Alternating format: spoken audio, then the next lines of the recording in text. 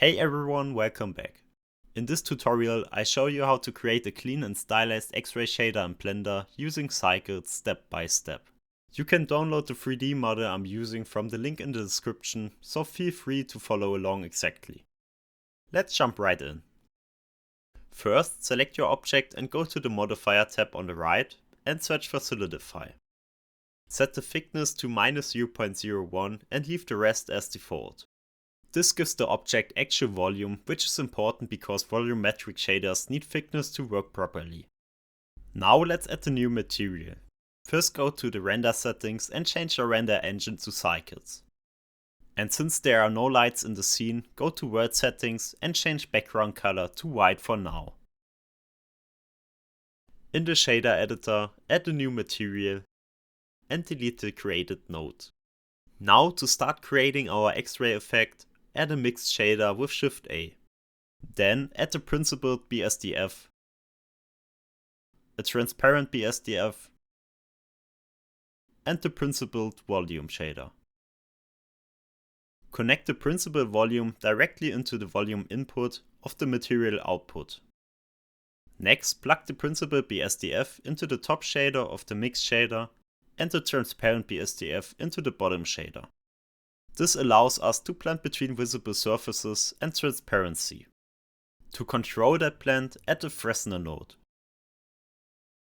Set the IOR to 2.2 and connect it to the vector of the mixed shader. The Fresnel makes edges more visible, which is essential for a readable X-ray look. Now let's tweak the principled BSDF. Set the base color to a light blue. Lower the roughness to 0.15 to keep the surface clean and sharp. Set the IOR to 1.2 and under transmission increase the weight to 1. These values help the surface catch light without overpowering the volume. Next, adjust the principled volume shader. Set the color to the same light blue. Change anisotropy to 0.6 to control how the light scatters inside the object. Set the absorption color to a slightly darker blue and increase the emission strength to 0.1. This adds depth and gives the X-ray that subtle glowing effect. Now we will add depth to the volume so the X-ray doesn't look flat. Add a geometry node, a separate XYZ, a map range, a color ramp, and a math node set to multiply. Connect position from the geometry node into the vector input of the separate XYZ. Then connect the Z output into the value input of the map range. From the map range, connect the result into the vector of the color ramp. Now connect the color output of the color ramp into the first input of the math multiply node. Finally, connect the output of the math node into the density input of the principled volume. Now adjust the map range values from min -1 to min 0.1 and to max 1.2. Make sure clamp is enabled. In the color ramp, move the black handle closer to the middle. This controls how quickly the volume gets denser towards the back of the object. The multiply node lets us scale the density without breaking the depth effect, giving us full artistic control over the X-ray look. And that's it for the material. For the render setup, go to the world settings and change the background color to an almost completely black value. X-ray materials need contrast and a bright background will wash everything out.